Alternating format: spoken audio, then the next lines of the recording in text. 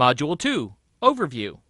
This module consists of a brief discussion of laws affecting landscape practices and definitions and understanding of non-point source pollution and Florida-friendly landscaping principles.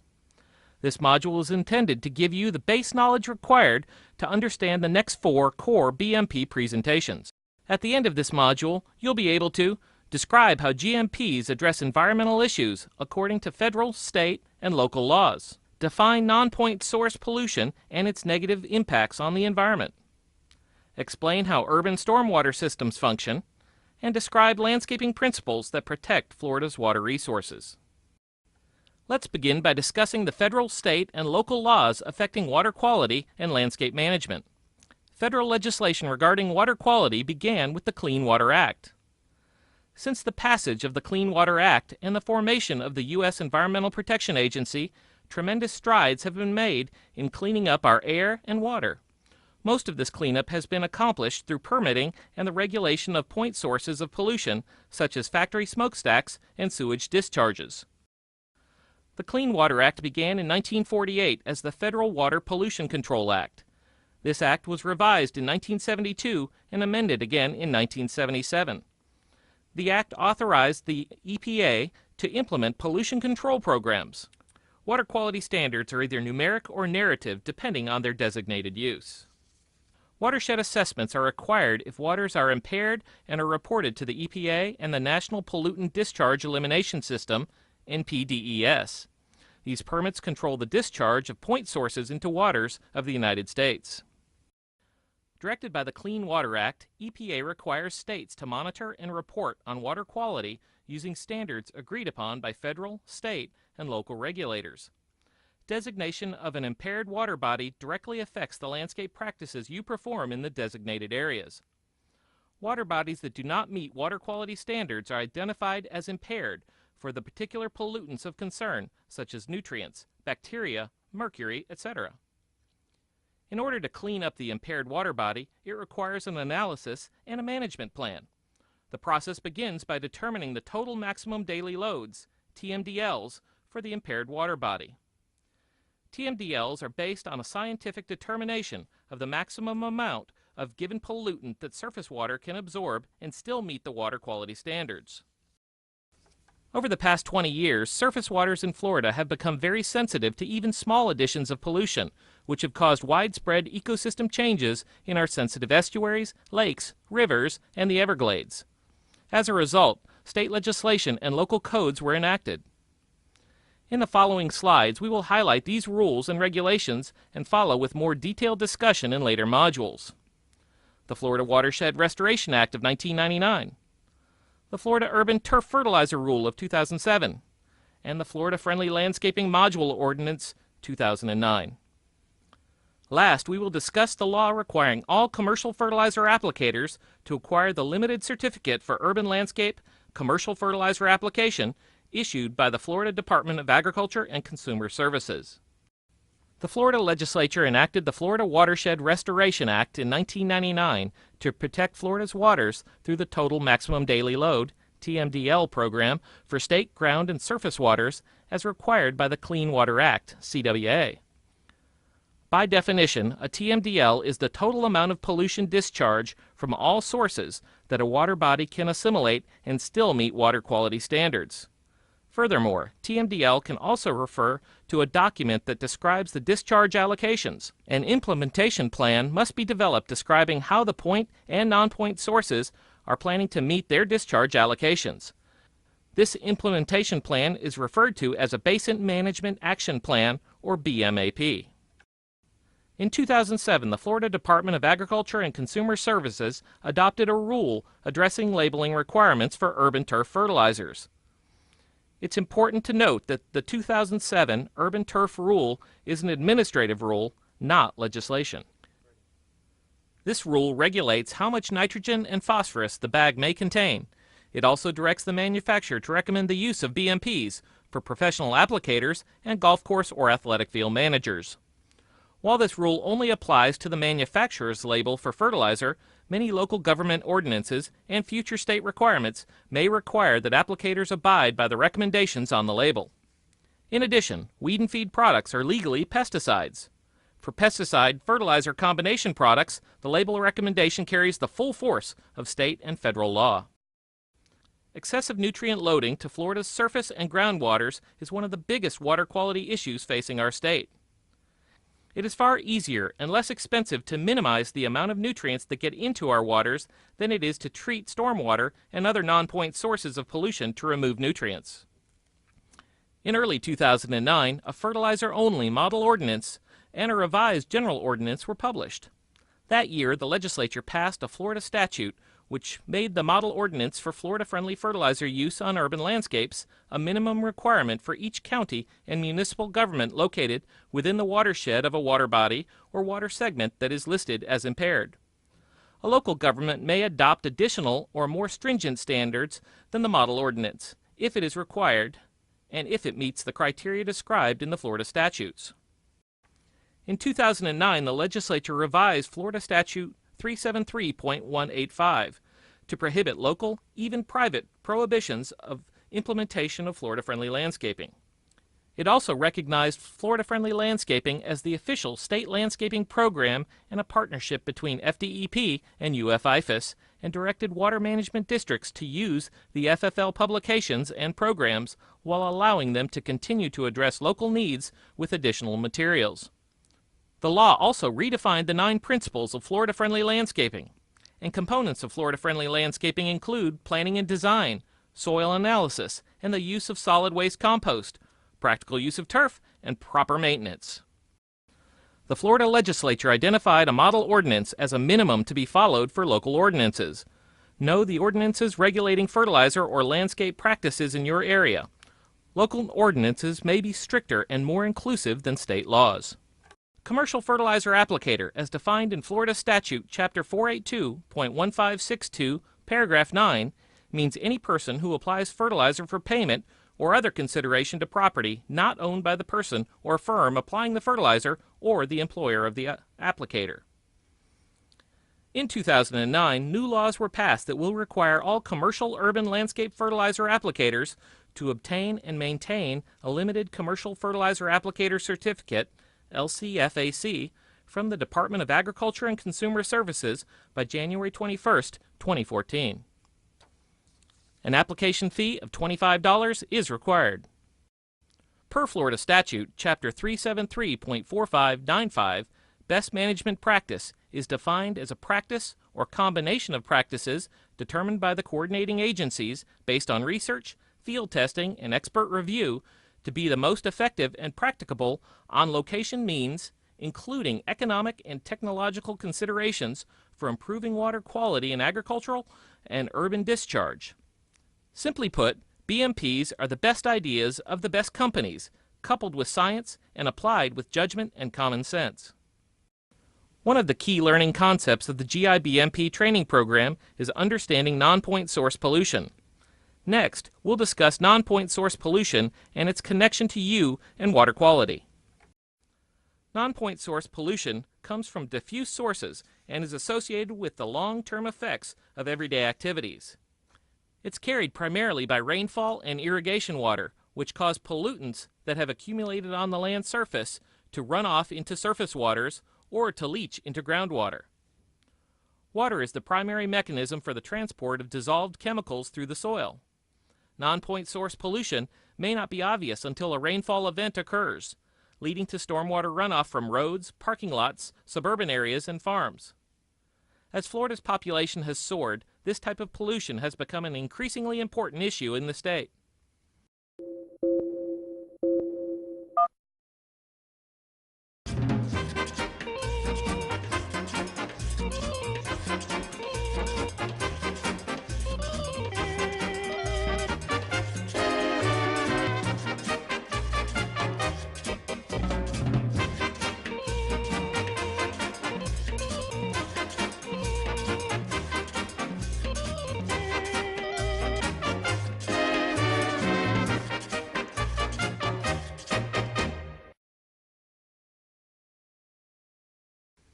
Where does non-point source pollution come from?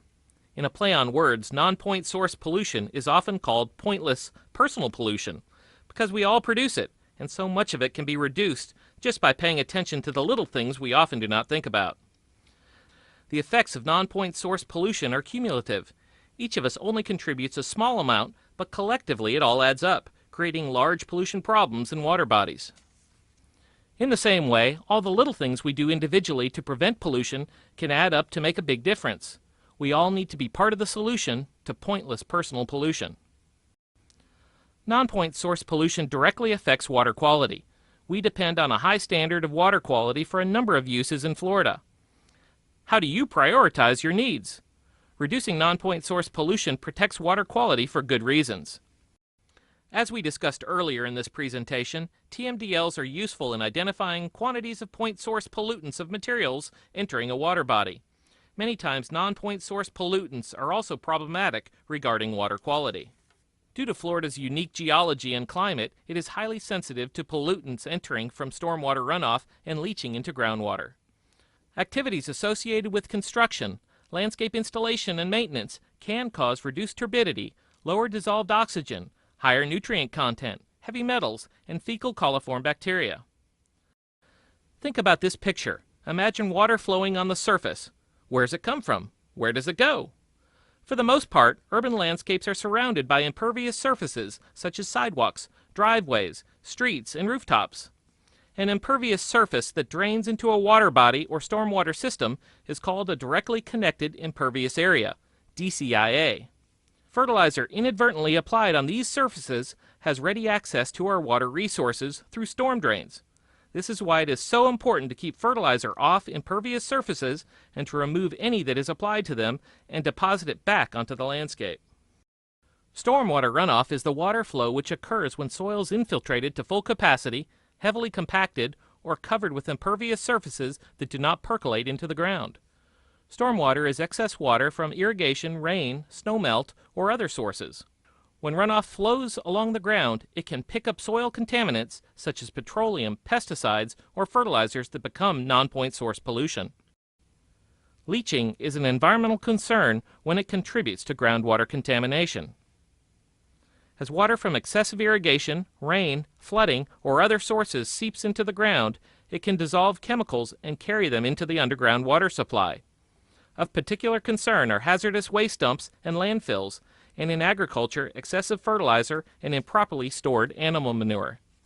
Nitrate nitrogen, NO3, will leach in sandy soil types under leaching conditions. Therefore, soil texture, cover selection, type, and application rates of fertilizers all should be taken into account to avoid excessive nutrient loss. Using appropriate cultural practices correlates directly to the amount of fertilizers, pesticides, and water used in a landscape. Today's training recommendations are based on the Florida-friendly landscaping principles that provide a healthy landscape with minimum negative effects on the environment. Adopting appropriate cultural practices is essential to reducing non-point source pollution associated with urban landscape maintenance. Non-point source pollution can be reduced simply by adopting recommended cultural landscape practices, for example, appropriate irrigation, fertilization, mowing, and pruning procedures. When each of these is performed properly, the need for pesticides is reduced because plants and turf grasses are healthier and more resistant to pest problems. Get the picture? A land area which produces runoff draining into a common point is called a watershed. Urban watersheds are comprised of storm sewers that transfer storm water from impervious surfaces to lakes and rivers. Ultimately, all watersheds are connected to each other and to the underground aquifer that supplies most of Florida's drinking water. Therefore, it's important to implement landscape cultural practices within the urban landscape that protect and conserve water quality. Remember, as a landscape professional, it's your responsibility to educate your customers on appropriate cultural practices and why they are important to follow. Florida-friendly landscaping, FFL, means using low-maintenance plants and environmentally sustainable practices. As mentioned earlier, Florida law defines the 9 principles of Florida-friendly landscaping to include planting the right plant in the right place, efficient watering, appropriate fertilization, mulching, attraction of wildlife, responsible management of yard pests, recycling yard waste, reduction of stormwater runoff, and waterfront protection. Additional components of Florida-friendly landscaping include planning and design, soil analysis, and the use of solid waste compost, practical use of turf, and proper maintenance. The Florida Friendly Landscaping Program delivers science-based education to green industry professionals, homeowners, home builders, and developers. The program is a partnership between the Florida Department of Environmental Protection, Water Management Districts, the UF-IFAS Environmental Horticulture Department, and the UF-IFAS Extension Center for Landscape Conservation and Ecology. The first Florida-friendly principle is right plant, right place. Because many of the plants used in Florida vary widely in their adaptation, consideration should be given to choosing grasses and other plants that are suited to their particular environment. Right plant, right place considers moisture, light, soil type, temperature, and other characteristics of the planting site. Principle number 2, water efficiently. Saves the company and client money and protects groundwater supplies and water quality. We all know water is a limited resource and should be used wisely, but we often overwater our landscapes unintentionally. Irrigation management, knowing when and how much to irrigate, is the cornerstone of water conservation and reducing non-point source pollution. By choosing and operating a watering system correctly, you can reduce water bills, decrease plant problems, and lower maintenance requirements. Fertilize appropriately to prevent pollution and maximize plant health. Time fertilizer applications to maximize plant use and minimize adverse environmental impacts. Plants use the most nitrogen during periods of high growth and less when dormant. Too much fertilizer can weaken a plant, promote disease, and invite pests, in addition to wasting money and harming the environment. It also means more pruning and mowing, so consider your plant's needs carefully before applying any fertilizer. A mulch layer around trees, shrubs, and planted beds provides many benefits. In areas that are difficult to mow, irrigate, or otherwise maintain, use mulch to replace turf or ground covers. Also, consider placing mulch in shady areas where many plants don't grow well. Animals have trouble living in today's heavily urbanized landscape. By providing food, water, and shelter for birds, butterflies, bats, and others, you can help these displaced Floridians while bringing beauty and benefits to your home landscape. Select plants with seeds, fruit, foliage, flowers, or berries that animals can eat. Supply water, such as a rain garden or bird bath. Leave snags or dead trees, if they do not create a hazard, for birds to perch and nest in. Concerns for human and environmental health have led scientists to recommend integrated pest management, IPM, a strategy that helps gardeners manage pests with as few chemicals as possible. Landscape maintenance activities like pruning generate yard waste that you can recycle to save money. Encourage clients to recycle pruned branches and small clippings. Once decomposed, the organic matter can be returned to their landscapes, releasing nutrients back to the soil in a form that plants can easily use. Reduce stormwater runoff. Because Florida's groundwater is so close to the surface, the health of our groundwater is directly linked to the health of our visible water bodies, and the way we maintain our landscapes can have a powerful impact on both groundwater and surface waters. A rainstorm can wash exposed soil, landscape debris, oil, fertilizers, and pesticides off your landscape, creating stormwater runoff. A healthy, properly maintained lawn and landscape can absorb and/or filter stormwater runoff, helping to protect Florida's waters. The last principle, but extremely important, is protect the waterfront. Florida boasts over 10,000 miles of rivers and streams, about 7,800 lakes, and more than 700 freshwater springs, and the U.S.'s second longest coastline. Even if you don't perform maintenance directly on one of these water bodies, you do work in what's known as a watershed. What you do in the landscape has much further reaching consequences than you might think.